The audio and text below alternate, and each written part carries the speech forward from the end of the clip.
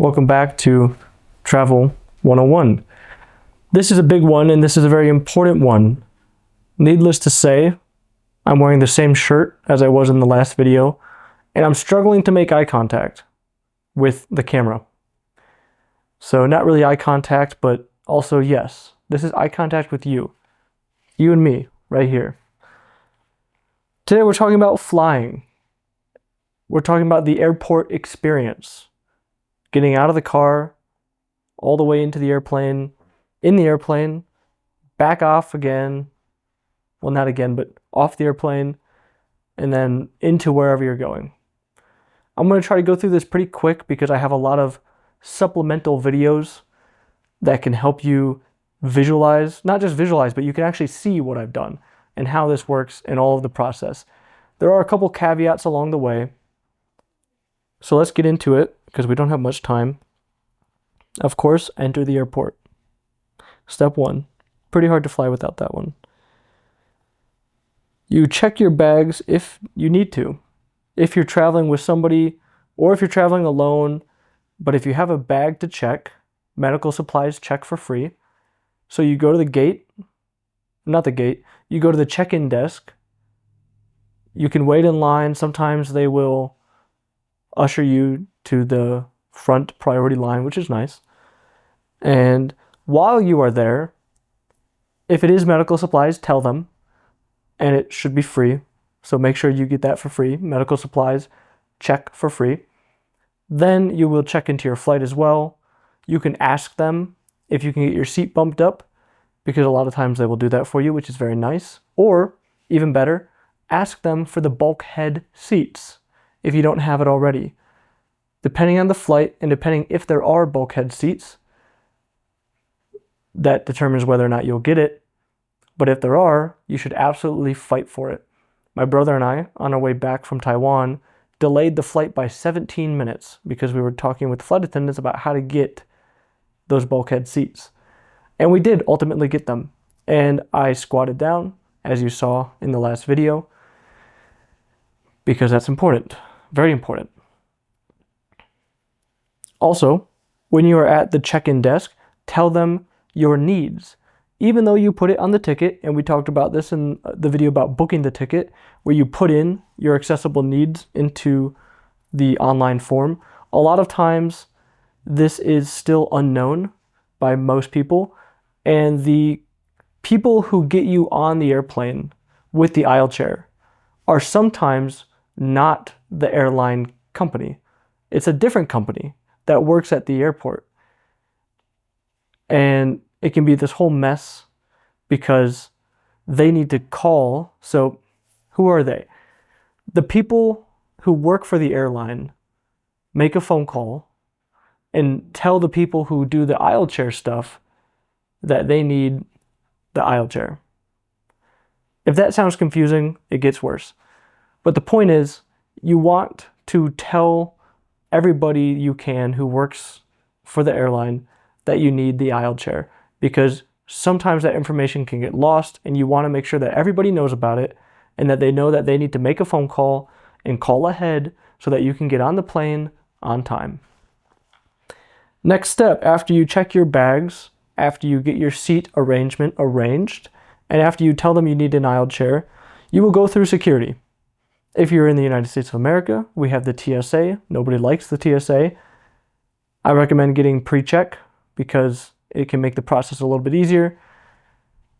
You can clean your hands before you go because they swab your hands typically, which I think is a silly thing because my hands get dirty from the ground.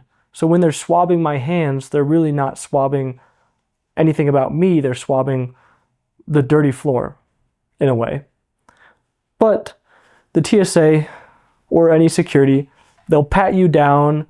You'll have to lean side to side and forward and back, and they'll try to touch the chair a little bit, push on the cushion, and they'll swab it again, checking for any chemicals that are indicative of explosive devices. And after that, you're fine. You're good to go. You might have to wait a long time. I've waited for up to 5 or 10 minutes because there was nobody to come pat me down. That was kind of annoying. But you'll get through. You'll get through this security. Sometimes you get special treatment. You get to go to the front of the line and stuff like that, which is cool.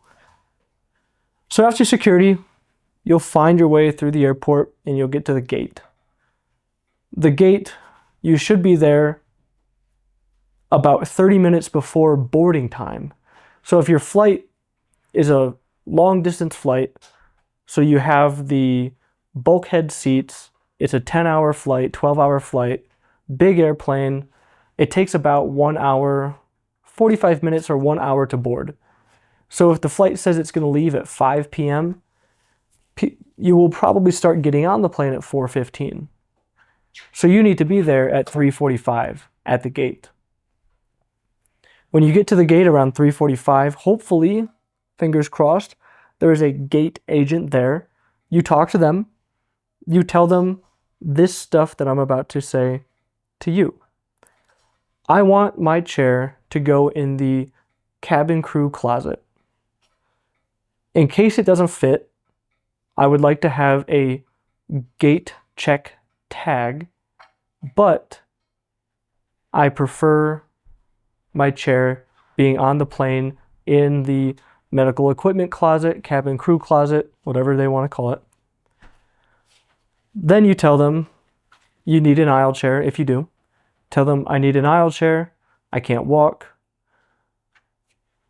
The way it typically goes is the person who needs the aisle chair gets on the plane first.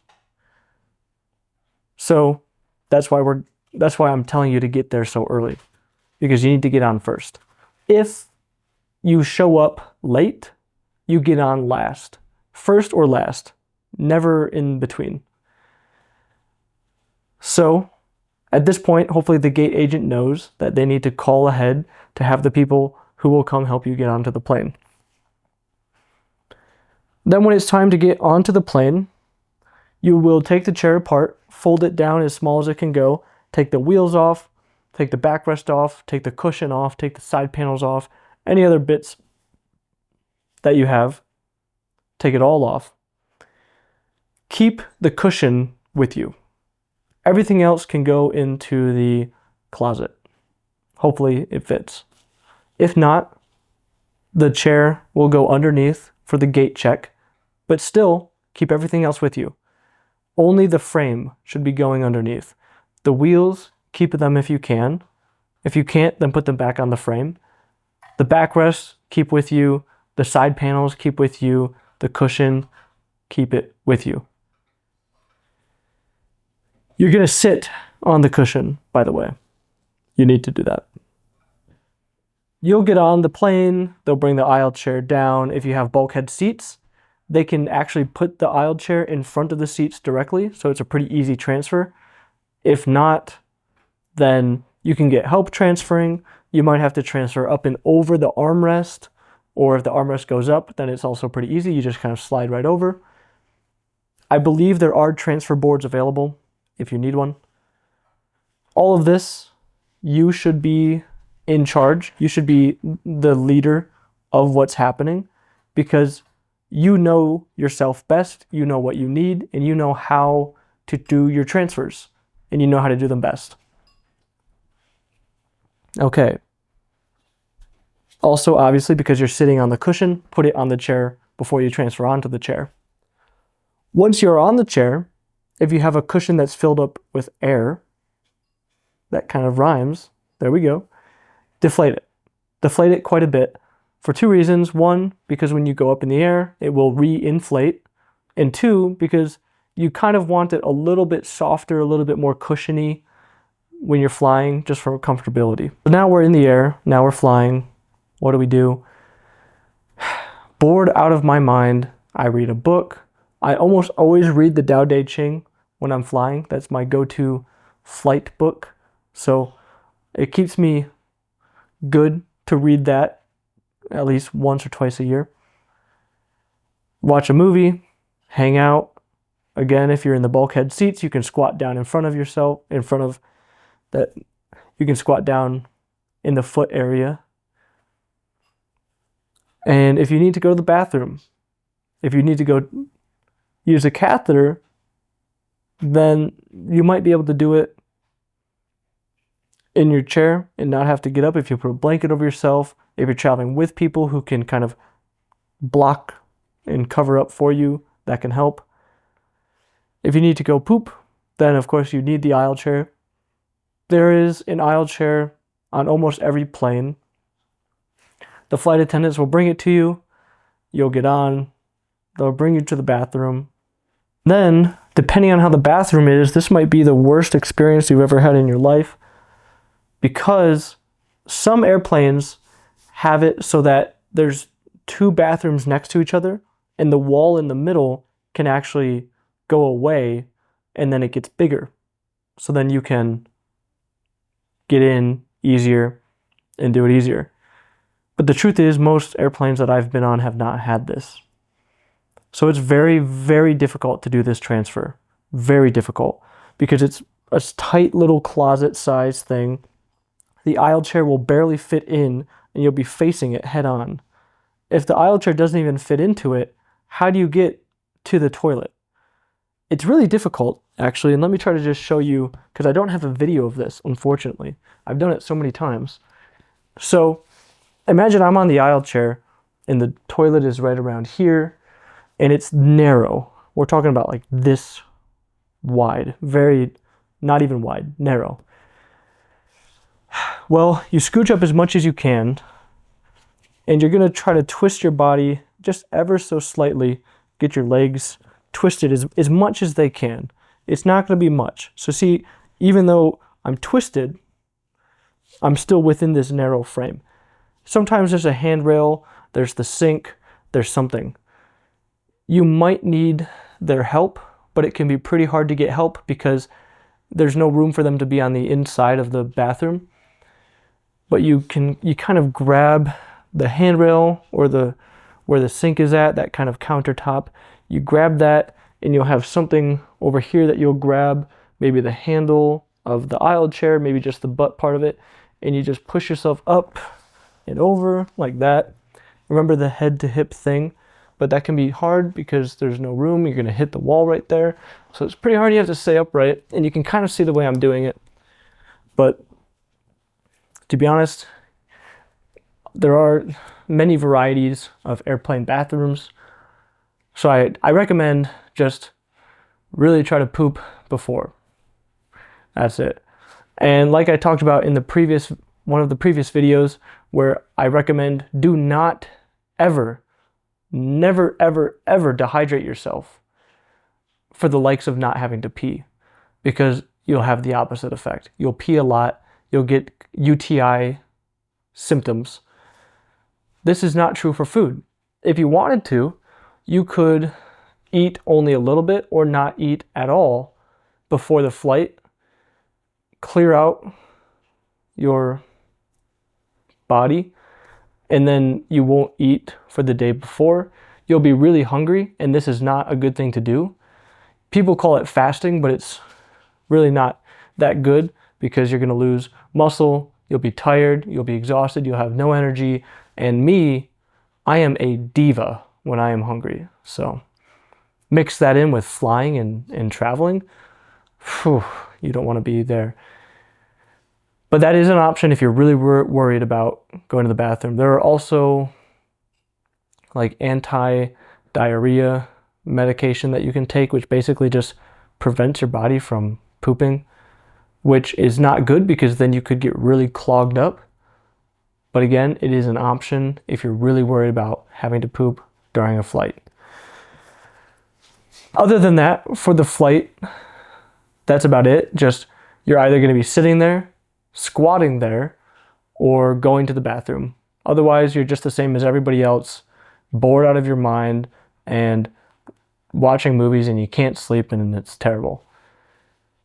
One little thing that I think is kind of funny is what I do whenever I need an aisle chair is I'll hit the flight attendant bell and they'll come up and say, "Hi, how can I help you?"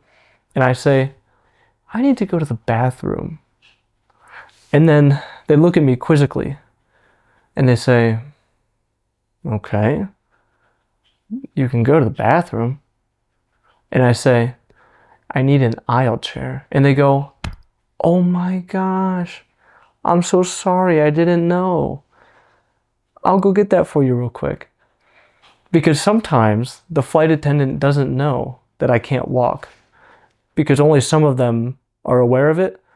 Sometimes they'll make sure everybody on the airplane, all the flight attendants, are aware of it, but sometimes the communication isn't there. Some of the flight attendants are towards the front, some of them are towards the back. So the communication doesn't always get passed around. And I think it's hilarious because I'm telling them I need to go to the bathroom and they think I'm just a normal guy. So the reaction is great. And the real reason I like to do this is because the first reason, of course, is it's funny and I get a kick out of it. The second thing is that they feel so bad about it, which they don't need to, but they feel bad. And every time I fly and I use the aisle chair and I go to the bathroom and I'm really nice, I'm charming, I'm handsome, and I get back to my seat and they always say, if there's anything else you need, let us know. And I let them know. Oh yeah. I say, well, you know, I'm a little bit hungry. Do you have any extra food? And I've gotten first class meals because of that. I get a nice juicy steak and everyone around me is like, what did this guy, how does he have a nice juicy steak? And we got nothing because we're plebiscites. And yeah, so it's cool. Or you get a water bottle, you get some snacks. It's pretty cool. It's pretty nice. Is it ethical? Is it moral? I think so. They're just being nice to me. What's wrong with that? But don't do this, because the more people that do it, they're going to catch on. This is my thing, guys. Get your own thing. Okay, now the flight is over. The plane has landed. You've taxied. You're at your gate. Everybody gets off first. So if you're reading a book, keep on reading. It can take some time. It can take some time. If you need to go to the bathroom during this deboarding time, then cover yourself up. Hopefully you don't have to poop. If it's just pee, then you can use the catheter off to the side and ask a flight attendant for a baggie. If it takes more than 10 or 15 minutes, when everybody has gotten off and you're still waiting for the aisle chair people to come in, if you feel so inclined, you can complain, bring it up to the airline people once you do get off and tell them, hey, I waited for 20 minutes to get off the plane after everybody else got off. I would like some compensation for that. I don't really do this because it doesn't happen, but if it does happen and I'm a little bit upset about it, then I will ask for some compensation because it is not okay. And usually you can get $100 or $200 travel voucher, which is nice. I'm never really upset about it. The one thing about being in a wheelchair is that you learn patience in certain situations. I am still a kind of impatient person, but in some situations I can be chill. Most situations I can be chill. This is one of those situations because you have to wait for everybody to get off. You might as well get comfortable. And in the meantime, you can blow up the cushion. You should blow that back up to the normal pressure that you usually have it at. And then once you get off the airplane, you know, you'll do the aisle chair thing. You'll get in and they'll bring you out. So you get off the airplane and you put the chair back together. That's going to be what the next steps are. And if anything's damaged with the chair, then you tell them, let them know, take photos, and there's a whole protocol about this, and that's going to be a separate video because it's a huge thing. But if this happens to you, there are things to do and people will be on your side. The thing is, it's not really anybody's fault that it happened because no one was punching your chair around. Most of the time, everybody's very fragile, very nice. So don't get mad at them. You should be upset, and it's okay to be upset, but don't direct that energy towards the people who will help you. Another thing that could happen is your chair is not there, because even though it was a gate check, which means you leave it at the gate and you get it back at the gate, maybe they did the wrong thing and now you got to go get it. That's happened to me before. I was very upset, but they had another wheelchair there. It was kind of one of those wider hospital chairs, and the people that helped me get off the plane just pushed me to go get the chair, and then I set it up and I got it. So keep all of this in mind when you're traveling, all this extra time. So even though the flight might be 2 hours, it's going to take some time to get there, to get in, and all of that. But then when you're getting off, there's a lot of things that could happen that could push back your time getting out of the airport, because something could happen to the wheelchair. Or like I just said, it was supposed to be at the gate and now it's not.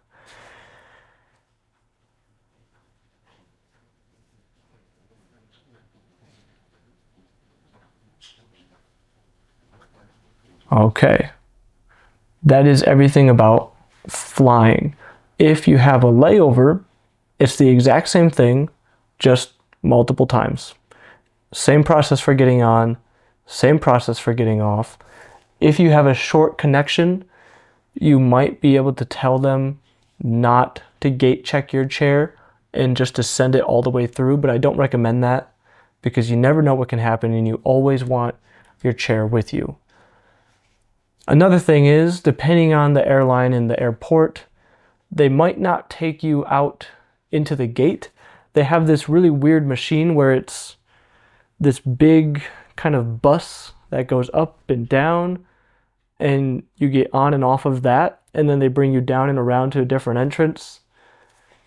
So that's also a possibility. There's really not much different about that, just the fact that it is something that can happen and I want to tell you about it. The other thing is that if you're doing an international trip, you will have to go through customs and all of this stuff to get out of the airport. And it can be confusing. It can also be hard to tell where to go, because in the wheelchair, we get sometimes special treatment. You get to go and skip the line. You get to go to the special area. So it's good to have, typically, whoever helped you get off the plane will also help you get through customs and get to where you're going. So, unless you're very familiar with where you are and you've done it once or twice or 3 times, then whoever's getting you off the airplane, you can ask them or you can tell them, here's where I'm going. I'm trying to get out. I'm trying to go get a taxi, or I'm trying to get to the train or the bus or something.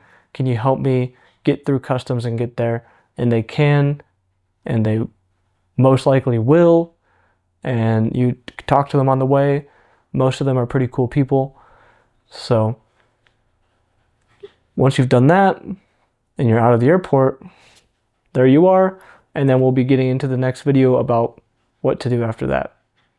This was a big one. This was an important one. And of course, during this whole video, you will have seen a lot of other videos way over on front of my face showing you how I've done it and how it goes. So there we go. That's it. Calling it right here. No more talking. Thank you for watching.